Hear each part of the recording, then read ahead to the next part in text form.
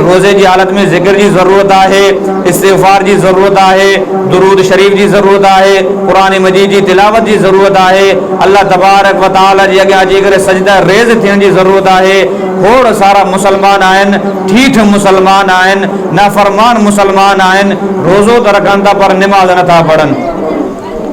हालांकि एतरे ताईं ईंदो आहे, उलमाए कराम फरमाईंदा आहिनि, मुसलमान निमाज़ नथो पढ़े भल केॾो बि अमल कंदो रहे, उनजो को बि अमल क़बूल नथो थिए। रोज़े जो हुकुम त कुरान मजीद के अंदर शायद एक ॿ या टे दफ़ा आयो हुजे, मुंहिंजे अंदाज़े के मुताबिक़ 2 दफ़ा रोज़े जो हुकुम या 1 दफ़ा आयो आहे, पर निमाज़ जो हुकुम हिन कुरान मजीद के अंदर 700 दफ़ा अल्लाह तबारक व तआला आंदो आहे।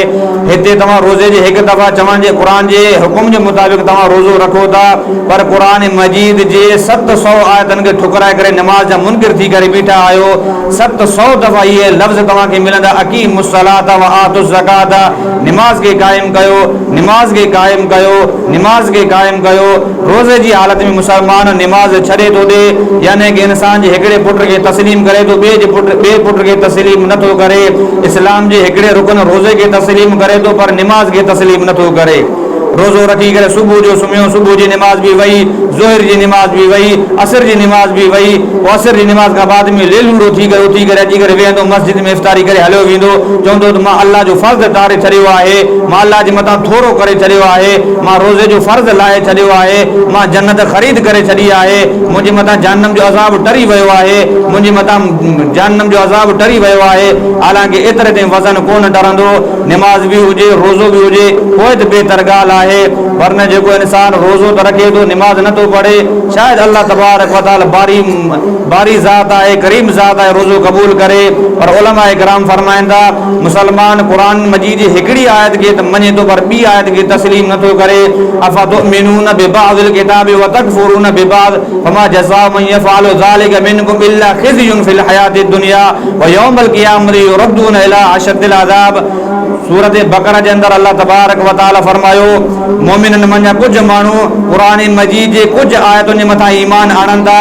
अफ़तुमिनून बिबाज़िल किताबे, किताब जे बाज़ आयतुन मथा ईमान आणन था, व तकफ़ुरून बिबाज़ ऐं बाज़ आयतन के कूड़ो समझन था, झुटलाइन था, उनके अहमियत नथा ॾियनि।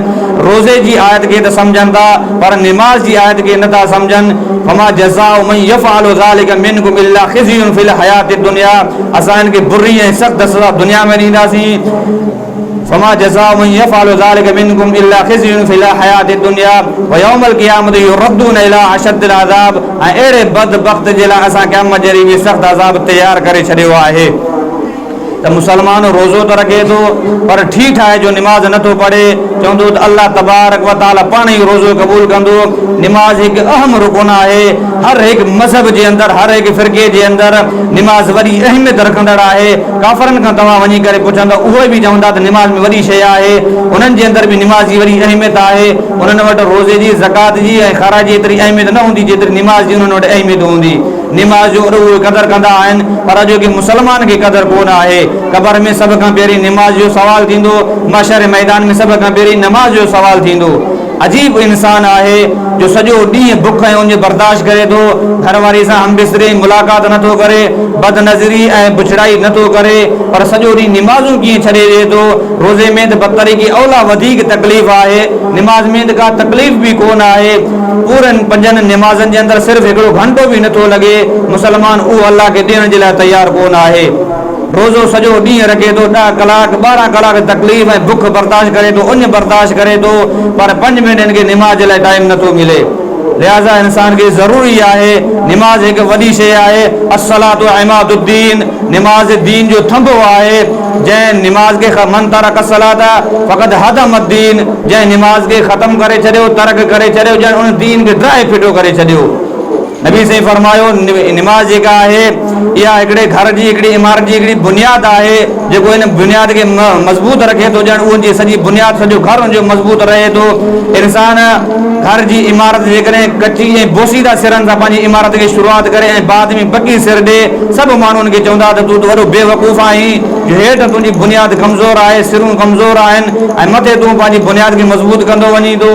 असल त कानून इहा आहे, जो जाइ हेठां मज़बूत हुजे, पोइ मथे जेतिरी कमज़ोर वञे तो को मसलो कोन आहे। इंसान पंहिंजी निमाज़ खे मज़बूत करे। नबी से फरमाए मन तरक सलात फ़क़द हदम दीन, जंहिं निमाज़ खे छॾे ॾिनो ॼण उन दीन खे तर्क करे छॾियो।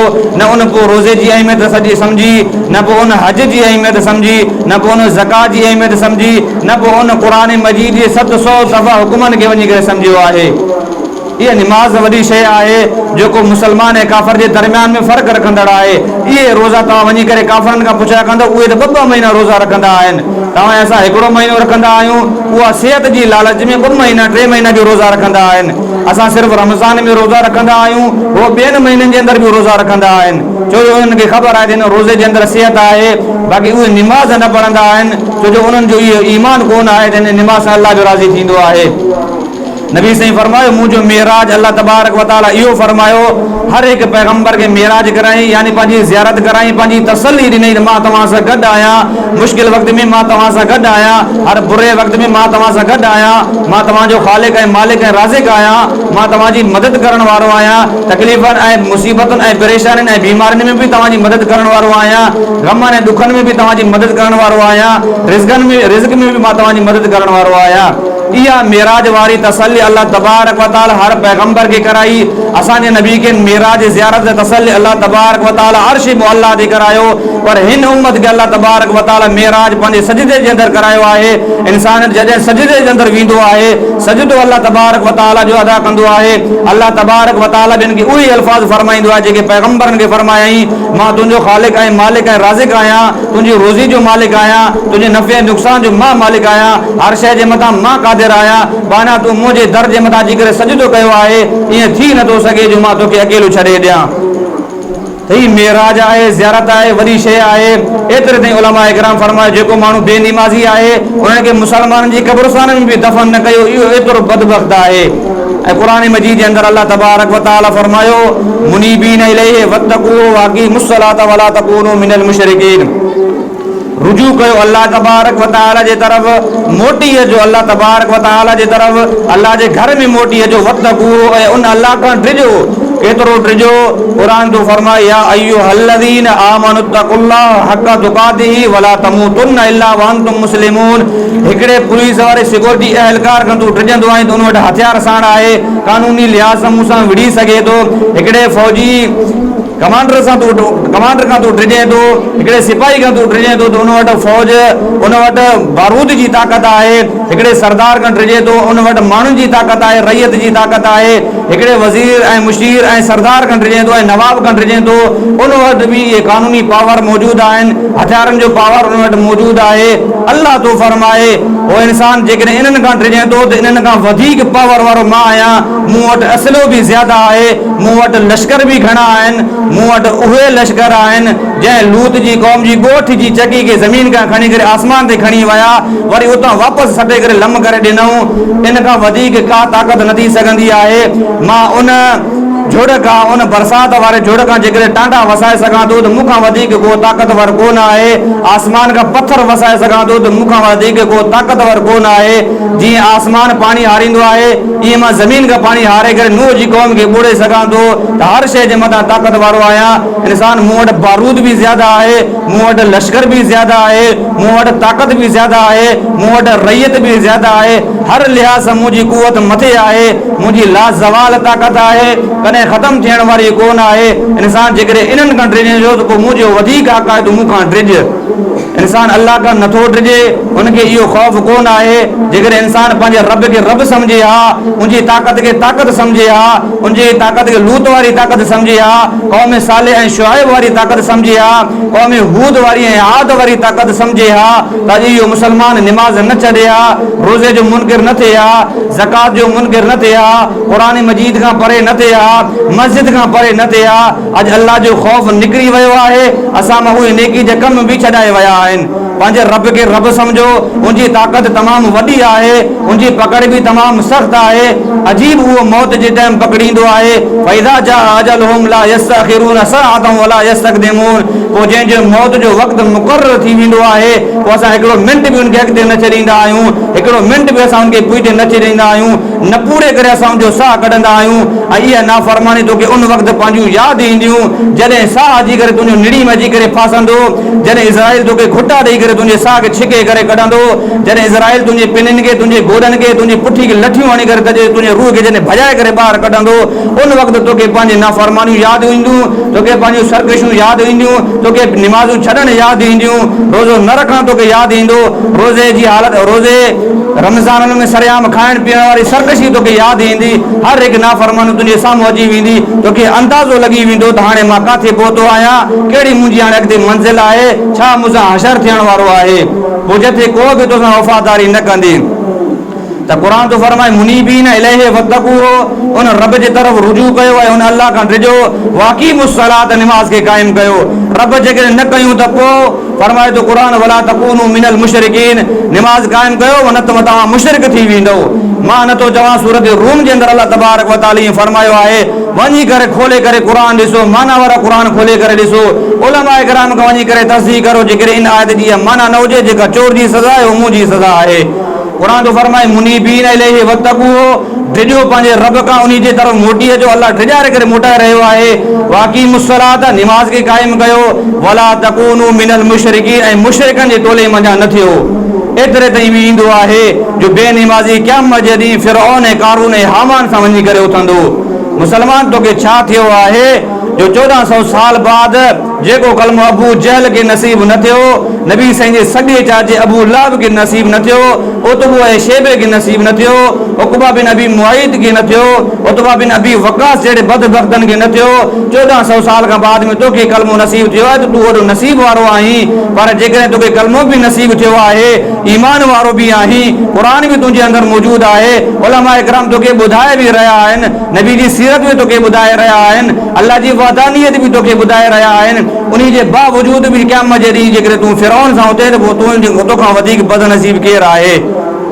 त इहा इंसान जी बदनसीबी आहे।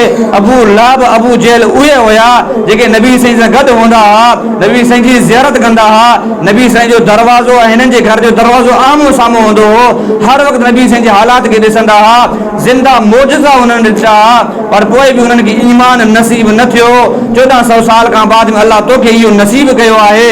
अबू लहब खे न चूंडे जेको नबी साईं जो चाचो आहे, तूं ॿी ज़ात वारो थी करे तोखे अल्लाह चूंडियो आहे, तूं वॾो नसीब वारो आहीं। पर पंहिंजे नसीब खे लत आणी करे जेकॾहिं क़यामत जे ॾींहुं तूं वञी करे फिरऔन ऐं क़ारून सां वञी करे बीहें त तोखां वधीक केरु बदनसीब कोन आहे।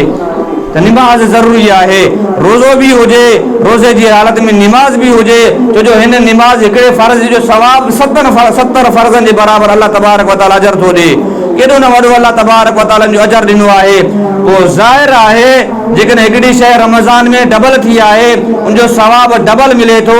जेकॾहिं इन महीने में असां गुनाह कंदासीं त ज़ाहिर उनजी बुराई उनजी सज़ा बि डबल हूंदी। इहो इंसान बि ज़हन में रखी छॾे त सभ खां पहिरीं इंसान पंहिंजी नियतुनि खे दुरुस्त करे, ॿिए नंबर ते हलाल शइ सां रोज़ो रखे ऐं हलाल शइ सां रोज़ो खोले, ऐं 3 नंबर ते पंहिंजी नज़रुनि जी हिफ़ाज़त करे, ऐं 4 नंबर ते पंहिंजी ज़िबान जी हिफ़ाज़त करे। ज़िबान हिकु अहिड़ी शइ आहे जंहिंसां इंसान जहन्नम में वञी बि सघे थो ऐं जन्नत में बि वञी सघे थो।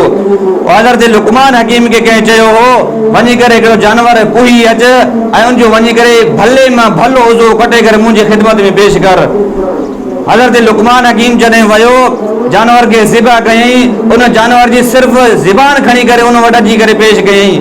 कंहिं सम्झो त रान जो गोश्त खणी करे अची करे पेश थींदो, कंहिं सम्झो त दिलि जो गोश्त खणी करे अची करे पेश थींदो, कंहिं चयो त गुर्दो ऐं मादो खणी करे अची करे पेश थींदो, कंहिं चयो त पासीरे वारो गोश्त खणी करे अची करे पेश थींदो। पर जॾहिं हज़रत लुक़मान हकीम उहा ज़िबान खणी करे उन अॻियां अची करे पेश थियो, वरी कुझु वक़्त खां बाद में वरी उन बादशाह हुकुम कयो लुक़मान जानवर वञी ॿियो ज़िबा कर ऐं मूंखे उनजो बुरे मां बुरो उज़ो कढी करे अची करे मूंखे ॾेखार। हज़रत लुक़मान हकीम वियो, ॿियो जानवर ज़िबा कयईं, उनजी बि ज़िबान खणी करे आयो। माण्हुनि सम्झो त मतां को ॿियो को अहिड़ो ख़राबु उज़ो जेके जिस्म हुन जानवर जे जिस्म जे अंदरि हूंदा आहिनि, जेके ख़राबु उज़वा हूंदा आहिनि, जेके इंसान खाइणु पसंदि न कंदो आहे, मतां उहे खणी करे ईंदो। पर हज़रत लुक़मान हकीम वरी बि उहा ज़िबान खणी करे आयो। हज़रत लुक़मान हकीम फरमायो सही आहिनि त ॿई ज़िबानूं, पर जेकॾहिं इहा ज़िबान सही ॻाल्हाईंदी, सच ॻाल्हाईंदी, हक़ ॻाल्हाईंदी, भलो ॻाल्हाईंदी, इन सां क़ुरान मजीद जी तिलावत हलंदी, ज़िक्र हलंदो, इस्तिग़फ़ार हलंदो, दुरूद हलंदो, त इहा ज़िबान इंसान खे जन्नत में खणी वेंदी। पर जेकर इन ज़बान सां गिला ग़ीबत तोहमत ऐं गंद ऐं गार ऐं बुछड़ाई बयान जेकर थींदी त इहो ज़बान इंसान खे जहन्नम में वञी करे खणी करे सटींदी। त इहा ज़बान जी इंसान खे हिफ़ाज़त करणु घुरिजे। हिकिड़ो वाक़ियो मां गुज़िरियल जुमे ते बि अर्ज़ु कयो हो, नबी साईं वटि हिकिड़ो शख़्स अची करे पेश थियो, हे अल्लाह जा रसूल, ॿ औरतूं आहिनि जंहिंखे रोज़े तमामु सख़्तु शिदत सां उनखे तकलीफ़ में विधो आहे, तकलीफ़ में आहिनि, ॿ औरतूं तमामु सख़्तु मुसीबत में आहिनि, रोज़े जी शिदत उन्हनि खां बर्दाश्त नथी थी सघे, अन क़रीब उन्हनि जो मौत अन क़रीब अचण वारो आहे। रसूलुल्लाह सल्लल्लाहु अलैहि वसल्लम ॿिया प्याला घुराए करे उन्हनि जे तरफ़ मोकिलिया। नबी साईं फरमायो त उन्हनि ॿियनि औरतुनि खे चओ त हिननि में उल्टी करनि। जॾहिं उन्हनि ॿिनि औरतुनि उल्टी कई, उन उल्टी में उन्हनि जे वात मां गोश्त जा लोथड़ा निकिरी करे उन प्याले में अची करे पिया। साहबा भी हैरान थिया, उहे मायूं भी हैरान थिया त असां जॾहिं सुबुह रोज़ो रखियो होसीं त गोश्त त कोन खाधो होसीं, बल्कि जेका आम भाॼी वग़ैरह जेका हूंदी उहा खाधी हुअसीं, बल्कि असां गोश्त त न खाधो होसीं। पोइ पेट मां गोश्त कीअं ॿाहिरि निकिरी करे आयो आहे? नबी साईं वटि उहे प्याला पेश कया विया। ए अल्लाह जा रसूल, हिननि औरतुनि सुबुह जो गोश्त न खाधो सेरी में, हाणे हिननि जे पेट मां गोश्त कीअं निकितो आहे? नबी साईं फरमायो त हिननि रोज़े जी हालत में कंहिं ॿिए औरत जी या कंहिं मर्द जी गिला कई आहे। ऐं क़ुरान थो फरमाए, यग़्तब बअज़ुकुम बअज़ा युहिब्बु अहदुकुम अन याकुल लहमा अखीहि मैतन फकरहतुमूहु। गिला अहिड़ो गुनाह आहे जो इंसान जो भाउ मुअल पियो हुजे ऐं जो गोश्त पटे करे खाए, एतिरो बुरो गिला गुनाह आहे। नबी साईं फरमायो हिन रोज़े जी हालत में हिननि गिला कई आहे। गिला जे करे अल्लाह तबारक व तआला रोज़े जी शिदत हिन जे मथां मुसलत कई आहे, जंहिंजे करे गोश्त जा लोथड़ा हुननि जे पेट मां निकिरी करे प्याले में अची करे पिया आहिनि। त इंसान ॿिए नंबर ते पंहिंजे ज़बान जी हिफ़ाज़त करे ऐं टे नंबर ते पंहिंजे कननि जी हिफ़ाज़त करे। इन कननि सां फ़ाशाई खे न ॿुधे, ॿिए जी गिला खे न ॿुधे, गाननि ऐं फिल्मनि खे न ॾिसे, छो जो अहिड़नि गुनाहनि जे करे जंहिंजे अंदरि बदनज़री हूंदी आहे, औरतूं हूंदियूं आहिनि, साज़ वग़ैरह हूंदो आहे। नबी साईं फरमायो अल-ग़िनाउ युंबितुन निफ़ाक़ फिल माइ कमा युंबितुल माउ ज़र्रा। गानो दिल जे अंदरि ईअं मुनाफ़िक़त खे पैदा कंदो आहे जीअं पाणी खे पोख पैदा कंदी, पोख खे जीअं पाणी पैदा कंदो आहे। त इंसान टे नंबर ते पंहिंजे कननि जी हिफ़ाज़त करे। चौथे नंबर ते बाक़ी जेके उनजा इज़वा आहिनि, दिलि आहे, दिमाग़ आहे, ऐं दिलि ऐं दिमाग़ सां इहो न सोचे त रमज़ान गुज़रे त फलाणे सां ज़मीन जो फटो करणो आहे, फलाणे सां जरेब जो फटो करणो आहे, फलाणे सां मिल्क जो फटो करणो आहे, फलाणे सां पैसे जो फटो करणो आहे, फलाणे सां विरांद करणी आहे, फलाणे खे लठियूं हणियूं आहिनि। त चौथे नंबर ते इंसान पंहिंजे बाक़ी उज़वनि खे बि साबित रखे, बाक़ी उज़वनि जी बि हिफ़ाज़त करे, दिलि ऐं दिमाग़ जी बि हिफ़ाज़त करे। ऐं पंजे नंबर ते हलाल शइ सां रोज़ो रखे, हलाल शइ सां रोज़ो खोले। छह नंबर ते इहो दिलि में इरादो न करे त अलाए रोज़ो क़बूल थियो अलाए न थियो, अल्लाह में भली उमेद रखे, भलो गुमान रखे। अल्लाह गफ़ूर रहीम आहे। अल्लाह उन बुख त ॾिए थो, पर अल्लाह तबारक व तआला इन जो डबल सवाब करे ॾिए थो। सवाल पैदा थिए थो त इंसान जे करे अल्लाह तबारक व तआला 70 माण्हुनि खां ज़्यादा प्यार करण वारो आहे, पोइ उहो रब पंहिंजे बाने खे बुख, पंहिंजे बाने जी बुख कीअं बर्दाश्त करे थो? हालांकि माउ हूंदी आहे, माउ त माउ हूंदी आहे, माउ पंहिंजे बचे जी बुख बि बर्दाश्त न कंदी आहे, बचे जे मथां उस बि बर्दाश्त न कंदी आहे। माउ जो त को किनारो बि न हूंदो आहे, समुंड ऐं दरिया जा किनारा हूंदा आहिनि, पर माउ जी मुहबत जो, प्यार जो, उल्फत जो को किनारो बि कोन आहे। माउ जॾहिं ॻाल्हाईंदो आहे, माउ जॾहिं ॻाल्हाईंदी आहे, अल्लाह तबारक व तआला जन्नत जा दरवाज़ा खोलाए छॾींदो आहे। माउ जॾहिं मुस्कुराईंदी आहे, हज़रत जिब्राईल अलैहिस्सलातु वस्सलाम रहमतूं खणी करे नाज़िल थींदो आहे। अल्लाह तबारक व तआला माउ जे दिलि में उल्फत वारो, मुहबत वारो जहान आबाद करे छॾियो आहे। माउ त आख़िर माउ हूंदी आहे, उनजे सीने में बच्चे जो, औलाद जो प्यार ऐं मुहबत हूंदी आहे, उनजे तड़पण वारो जहान बि अलॻि हूंदो आहे। तव्हां कॾहिं कॾहिं इहो ॾिठो ऐं ॿुधो बि हूंदो, जॾहिं ॿार, जॾहिं उनजी औलाद, जॾहिं उनजो पुटु, चाहे उहो 50 साल जो छो न हुजे, 3 सालनि जो, 70 साल जो छो न हुजे, जॾहिं उनजो औलाद घर खां ॿाहिरि निकिरंदी आहे 70 सालनि जो, 80 सालनि जो, एतिरो होशियारु आहे जो माण्हू उन्हनि जे ॻाल्हियुनि ॿुधण जे लाइ बेताब आहिनि। उहा औलाद एतिरी होशियारु आहे जो माण्हू जे इस्तक़बाल में बीह रहनि था उनजे अकुल वारी ॻाल्हियुनि खे ॿुधण जे लाइ माण्हू बेताब हूंदा आहिनि, उन्हनि जे इस्तिक़बाल में माण्हू बीही रहंदा आहिनि। मोतियुनि जहिड़ा अल्फाज़ उहो इंसान ॻाल्हाईंदो आहे। दानिशगाहनि जे दर्सगाहनि में उनजो इंतज़ारु कयो वेंदो आहे।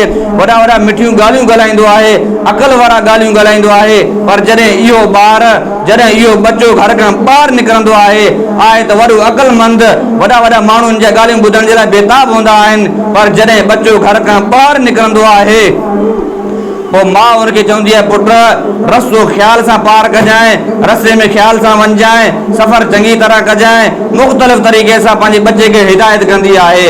हालांकि बच्चो हर शइ खां आगाह थियल हूंदो आहे, हुनखे हर शइ जी ख़बर हूंदी आहे। बच्चे जो बेफ़िक्र थी करे चवंदी आहे, बच्चा जॾहिं बि रस्तो पार करे त ख़्याल सां पार कजांइ, रस्ते में ख़्याल सां सफ़र कजांइ, ॿिए पासे ख़्याल सां वञजांइ। मुख़्तलिफ़ तरीक़े सां माउ पंहिंजे बच्चे खे अल्फाज़ ॾेई करे घर खां रवानो कंदी आहे। हालांकि इहो उहो बच्चो आहे जेको अक़ल वारियूं ॻाल्हियूं कंदो आहे। उनजे माण्हू ॻाल्हियुनि ॿुधण जे लाइ बेताब हूंदा आहिनि। उनजूं ॻाल्हियूं माण्हुनि खे बेसब्री ऐं इंतज़ार सेखारींदी आहे। माण्हुनि जी इस्तिक़बाल जे लाइ जमा थी बीहंदा आहिनि, बीह रहंदा आहिनि। पर उहो पुटु जॾहिं निकिरंदो आहे, माउ इहा लफ़्ज़ ॻाल्हाए करे जॾहिं रवानो कंदी आहे, हालांकि माउ खे बि इहा बख़ूबी ख़बर आहे त बच्चो मुंहिंजो ॿारु कोन आहे, औलाद मुंहिंजो नंढड़ो कोन आहे, हर शइ खे सम्झंदड़ आहे। पर माउ जो त अल्फाज़ ई ॿिया हूंदा आहिनि। पर जॾहिं इहो बच्चो बीमार थींदो आहे, अजीब जहान माउ जो हूंदो आहे। माउ खे बच्चे खे जॾहिं बुख लॻंदी आहे, ॼण माउ खे उहा बुख लॻंदी आहे। ॿार खे जॾहिं गर्मी थींदी आहे, ॼण उहा माउ खे गर्मी थींदी आहे। पर जॾहिं इहो ॿारु बीमार थींदो आहे, माउ पंहिंजे दिलि जे मथां पथर रखी करे जॾहिं हुनखे डॉक्टर जे तरफ़ वठी वेंदी आहे, डॉक्टर चवंदो आहे त हिन बच्चे खे सुई बि लॻंदी, हिन बच्चे खे ज़बरदस्ती गोरी बि पीआरी वेंदी, हिन बच्चे खे ज़बरदस्ती सां दवा बि पीआरी वेंदी। छा उन माउ जो प्यार हाणे ख़तम थी वियो जेका बच्चे खे निकिरण महिल पारतूं ॾिए पई ख़्याल सां वञजांइ, जंहिंजा उल्फत जा जहान आबाद हुआ, जेके बच्चे सां बेइंतिहा मोहबत कंदी हुई, अॼु उहा इन ॻाल्हि ते छो मजबूर थी आहे जो बच्चे खे लेटाए करे सुई बि हणाए रही आहे, बच्चे खे लेटाए करे ज़ोरी दवा बि पीआरे रही आहे, बच्चे खे लेटाए करे ज़ोरी गोरी बि पीआरे रही आहे। छा माउ जी मोहबत ख़तम थी वई? माउ जी मोहबत वारो जहान ख़तम थी वियो? बल्कि न, जेका शइ माउ समझदी आहे उहो बच्चो न समझदो आहे। उहा छा शइ हूंदी आहे? माउ खे ख़बर आहे त वक़्ती तौर मुंहिंजो बचड़ो रोईंदो, उनखे तकलीफ़ थींदी, उनखे अज़ियत पहुचंदी, मूंखे बि तकलीफ़ पहुचंदी। पर माउ जॾहिं उन ॿार जे वात में दवा विझंदी आहे, ज़बरदस्ती सुई हणाईंदी आहे, ज़बरदस्ती गोरी खाराईंदी आहे, माउ जे दिलि में इहो ख़्यालु हूंदो आहे जॾहिं इहा सुई वञी करे जे मादे में वञी करे पुॼंदी, जॾहिं गोरी जे मादे में वञी करे पुॼंदी, जॾहिं दवा जे मादे में वञी करे पुॼंदी त मुंहिंजे बच्चे खे शिफ़ा हासिल थींदी। माउ जी नज़र कौड़ी दवा जे मथां न हूंदी आहे, माउ जी नज़र सुई जे मथां न हूंदी आहे, माउ जी नज़र गोरी जे मथां न हूंदी आहे, माउ जी नज़र उन शिफ़ा जे मथां हूंदी आहे जेका इन कौड़ी दवा जे अंदरि रखियल आहे, जेका इन सुई जे अंदरि रखियल आहे। और रब ताला बि 70 माण्हुनि खां ज़्यादा प्यार करण वारो बि शिफ़ा ॾिसणु चाहे थो। उहा कहिड़ी शिफ़ा आहे? उहा गुनाहनि खां परे थियण वारी शिफ़ा आहे, मुत्तक़ी परहेज़गार थियण वारी शिफ़ा आहे, गुनाहनि खां परे थियण वारी शिफ़ा आहे, गुनाहनि वारी बीमारी खां परे थियण वारी शिफ़ा आहे। अल्लाह रोज़ो ॾेई करे बेहयाई खां परे करणु चाहे थो, फाशाई खां परे करणु चाहे थो, गिला ऐं ग़ीबत खां परे करणु चाहे थो, बदनज़री खां परे करणु चाहे थो, ज़बान जी हिफ़ाज़त करणु असांखे सेखारे थो। अल्लाह तबारक व तआला जेको नतीजो इन जे अंदरि रखियो आहे उहो नतीजो तक़वा रखियो आहे, परहेज़गारी रखी आहे, गुनाहनि खां हिफ़ाज़त अल्लाह तबारक व तआला रखी आहे। जेको माउ जो प्यार हूंदो आहे, जेको बच्चे खे सुई हणणु बर्दाश्त न कंदी आहे, पर माउ सम्झी वेंदी आहे त जेसिताईं इहा सुई न लॻंदी, जेसिताईं इहो बच्चो कौड़ी दवा न पीअंदो, शफ़ा न थींदी। अल्लाह तबारक व तआला बि फरमायो, जेसिताईं बानो कौड़ो रोज़ो नथो रखे, पंहिंजे ज़बान खे ख़ामोश नथो करे, पंहिंजे दिलि ऐं दिमाग़ खे अल्लाह जी रज़ा जे ख़ातिर वक़्फ़ नथो करे, तेसिताईं हिनखे तक़वा ऐं परहेज़गारी हासिल नथी थी सघे, तेसिताईं हिनखे गुनाहनि वारी बीमारी परे नथी थी सघे। सो अल्लाह तबारक व तआला बि इन शइ जे अंदरि इहा तक़वा ऐं परहेज़गारी रखी आहे, पंहिंजे ॿारनि खे गुनाहनि खां पाक करणु चाहे थो।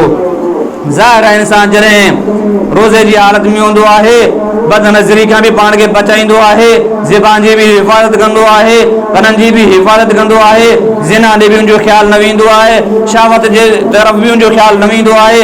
हर लिहाज़ सां उनजे जिस्म जी हिफ़ाज़त थी वेंदी आहे, पूरे जे पूरे जिस्म जी उनजी हिफ़ाज़त थी वेंदी आहे। हथ सां कंहिंसां विड़ान न कंदो, पेर खणी करे कंहिंजे वञी करे हक़ खसण जी तरफ़ न वेंदो। यानी अल्लाह तबारक व तआला इन इंसान खे रोज़े जे ज़रिए सां पाक करणु चाहे थो। इंसान खे घुर्जे तो रोज़ा रखे, ये एडी वॾी नेमत आहे। रसूलुल्लाह सल्लल्लाहु अलैहि वसल्लम का साहबा इकराम रिवायत भी फरमाई आहे। नबी से फरमाए क़ाल मन अफ्तर यौमन मिन रमज़ान मिन गैर रुख़सतिही। नबी से फरमायो जेको रमज़ानुल मुबारक जो हिकिड़ो रोज़ो इफ्तार करे तो जानी वाणी छॾे ॾे तो, वला मरज़िन लम यकज़े, जंहिंखे को मर्ज़ भी कोन आहे, को शरई उज़ुर भी कोन आहे। सौमुद्दार कुल्लुहु व इन सामहु। नबी से फरमायो सॼी ज़िंदगी रोज़ा रखंदो अचे, सॼी ज़िंदगी रोज़ा रखंदो अचे, 11 महीना रोज़ा रखंदो अचे, पर रमज़ानुल मुबारक जे हिकिड़े रोज़े जी उहो रोज़ो बराबर न थी सघंदा। एतिरो वॾो अल्लाह तबारक व तआला हिन रोज़े जी फज़ीलत कई आहे। सो इंसान खे घुर्जे नमाज जी भी पाबंदी करे, बा जमात नमाज सां पाबंद थी करे रहे। घणा मुसलमान रोज़ो रखंदा या त नमाज न पढ़ंदा, पर जेकॾहिं नमाज पढ़ंदा त या त तकड़ में पढ़ी करे अल्लाह जे मथां थोरो करे हलिया वेंदा, कुकड़ वारा ठूंगा हणी करे हलिया वेंदा। अल्लाह तबारक व तआला खे तुंहिंजी अहिड़ी नमाज जी कहिड़ी ज़रूरत आहे जो ॿ ठूंगा हणी करे तकड़ में न तो सुभान रब्बियल आला चङी तरह पढ़े थो, न सुभान रब्बियल अज़ीम चङी तरह पढ़े थो, न अलहम्दो तूं चङी तरह पढ़े थो, न तहियात ऐं दुरूद तूं पढ़े थो। अहिड़ी नमाज जी अल्लाह खे कहिड़ी ज़रूरत आहे? छा अल्लाह जी कुदरत में इज़ाफ़ो थी वेंदो? छा अल्लाह तबारक व तआला जी मिल्कियत में इज़ाफ़ो थी वेंदो? काई ज़रूरत कोन आहे अल्लाह तबारक व तआला जी अहिड़ी नमाज खे जेका तूं पढ़ी रहियो आहीं। नमाज बा जमात नमाज हुजे। मुसलमान रिज़्क जी लालच में, पैसे जी लालच में हिकिड़ो मुल्क छॾे करे ॿिए मुल्क जे तरफ़ वेंदो आहे, हिकिड़ो इलाइक़ो छॾे करे ॿिए इलाइक़े जे तरफ़ वेंदो आहे, हीउ इलाइक़ो छॾे करे कराची जे तरफ़ वेंदो आहे, पेशावर ऐं हैदराबाद जे तरफ़ वेंदो आहे, सऊदी कमाइण जे तरफ़ वेंदो आहे। उते कमाई ज़्यादा आहे, नफ़ो ज़्यादा आहे, ख़र्चो घटि आहे, पर नमाज लाइ घर छॾे करे तूं मस्जिद में नथो अची, जंहिंजे लाइ नबी साईं फरमायो अकेली हिकिड़ी नमाज तूं पढ़े ऐं जमात सां नमाज पढ़ण जो सवाबु एतिरो आहे ॼण तूं 27 नमाज़ूं पढ़ियूं आहिनि। पोइ इंसान खे इन्हनि नेकी जे अमलनि जी छो नाइमे जी ख़बर पवे थी? छो मुसलमान नबी जी सीरत खां परे आहे? छो नमाज खां परे आहे? छो रोज़ो नथो रखे? रोज़ो रखे थो त पोइ बुछड़ी वारा अमल छो नथो छो करे थो? खोड़ सारा अहिड़ा रोज़ेदार बेरोज़ात आहिनि जेके ईअं घुमंदा वतन था ॼण त जीअं ढोर खाईंदो वतंदो आहे। मुसलमानो तव्हां में ऐं ढोर में को फ़र्क़ु कोन आहे। मां नथो चवां, सूरत फुरक़ान जे अंदरि अल्लाह तबारक व तआला फरमायो जेके गुमराह आहिनि, जेके नेकी जे रस्ते खां परे आहिनि, न खाइण खां बाद में शुक्रिया अदा करनि था, न अल्लाह तबारक व तआला जी इबादत था करनि।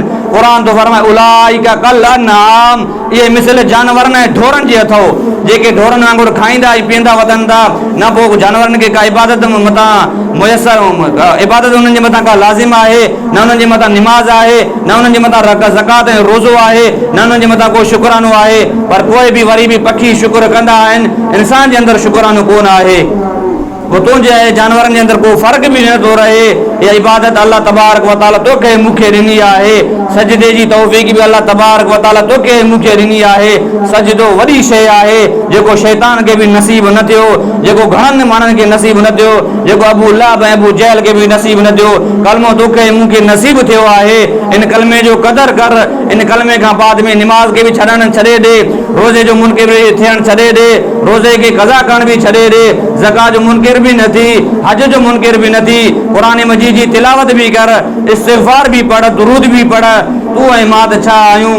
रसूलुल्लाह सल्लल्लाहु अलैहि वसल्लम जन फरमायो रियाज़ुस सालिहीन जे अंदरि हदीस आहे त मां हर रोज़ मां पैगंबर थी करे, सैयदुल अंबिया पैगंबर थी करे, खातमुल अंबिया पैगंबर थी करे मां उहो नबी आहियां जंहिं मेराज वारी राति मुंहिंजे पोयां 1.25 लख पैगंबर नमाज पढ़ी आहे। पर मां नबी थी करे बि 100 दफ़ा अल्लाह का तौबा करे माफ़ी घुरंदो आहियां। और तू ऐं मां छो नथा इस्तिग़फ़ार कयूं? रोज़े जी हालत में इस्तिग़फ़ार भी कयो, दुरूद शरीफ़ भी पढ़ो, जेको कुझु तव्हांखे नेकी जो अमल अचे तो उहो कयो। नथो अचे त तव्हांजी हयाती आहे, ज़िंदगी आहे, सिहत आहे, सिखी वठो। तव्हांखे अल्लाह तबारक व तआला मौक़ो ॾिनो आहे। इहो कलमो न क़बर वारो सिखी सघे थो, न रोज़ो रखी सघे थो, न निमाज़ पढ़ी सघे थो, न क़ुरान मजीद जी तिलावत करे सघे थो, न क़ुरान मजीद जी ज़ियारत करे सघे थो।